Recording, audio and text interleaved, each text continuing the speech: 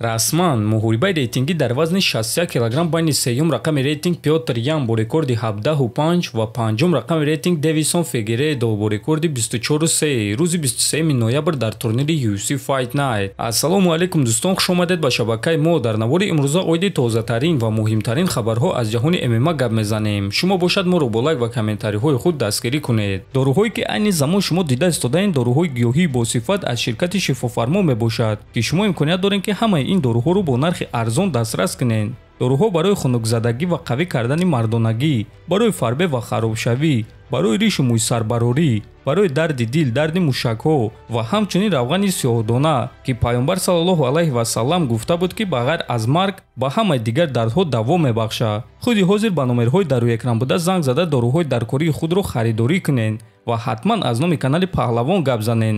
ҳамин гуна шумо ҳам доруҳои даркории худро ба даст меоред ва ҳам канали моро сахт дастгирӣ мекунед. чемпиони вазни 77 кг UFC Билол Мухаммад муҳорибаи навбатии худро то охири сол зидди ҷангвари бебоғ Шавқат Рахмонов гузаронидан мехоҳад.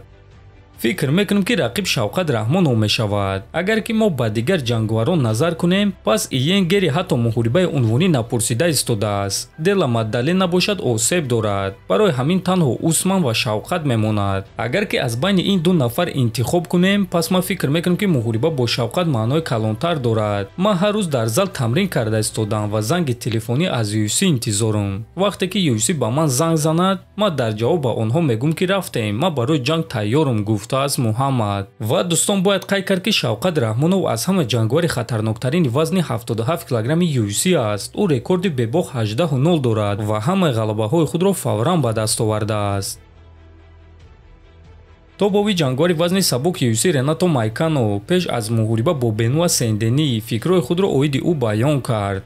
100% UFC Сэн Дениро пеш бурдан мехоҳанд, лекин ин чиз маро ғазабнок намекунад, чунки ин бизнес аст. ман медонам ки Европа ин тиҷорати калон аст ва дар UFC ҷангварон европоӣ хеле каманд. аз Сэн Дени бошад ҷангвари хатарнок аст. ӯ ҷангвари хашмгин аст ва барои ҳамин ӯ ба UFC писанд аст. ӯ европоӣ аст, ҷавон аст, тиҷорати хубро муаррифӣ мекунад. барои ҳамин ӯ ба ташкилот пули калон оварда метавонад. лекин медонед чӣ? онҳо барои ӯ рақиби бадро интихоб карданд. чунки ма ба актагон баромада Сэн Дениро шикаст медиҳам, гуфтааст Мойкано. хотиррасон мекунем ки муҳориба байни Ренато Мойкано ва Бенуа Сэн Дени аллакай пагоҳ, яъне шоми шанбе дар турнири UFC Fight Night дар Париж баргузор мегардад. тобови ҷангвари вазни сабук Майкл Чендлер боварӣ дорад ки Ислам Махачевро шикаст дода чемпиони нави вазни сабук мешавад.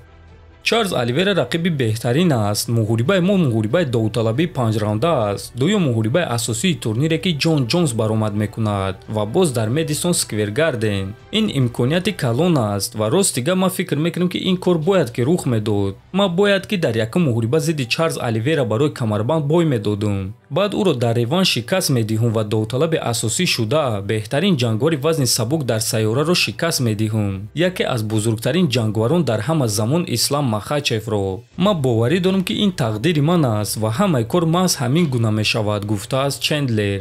ва дӯстон, чӣ гуне ки мебинем Майкл Чендлер нақшаҳои калон дорад, аммо дар пеш ӯро муҳориба зидди рақиби хеле хатарнок Чарлз Оливера интизор аст ки муҳорибаи онҳо рӯзи 17 ноябр дар турнири UFC 309 баргузор мегардад. ба фикри шахсии шумо дӯстон, Чарлз Оливера боз Майкл Чендлерро манъ мекунад ё ин ки ин дафъа Майкл Чарлзро шикаст медиҳад? метавонед фикрҳои худро нависед. ҳатман дар YouTube канали мо обуна шавед. то боздид, хонободу сарбаланд бошед.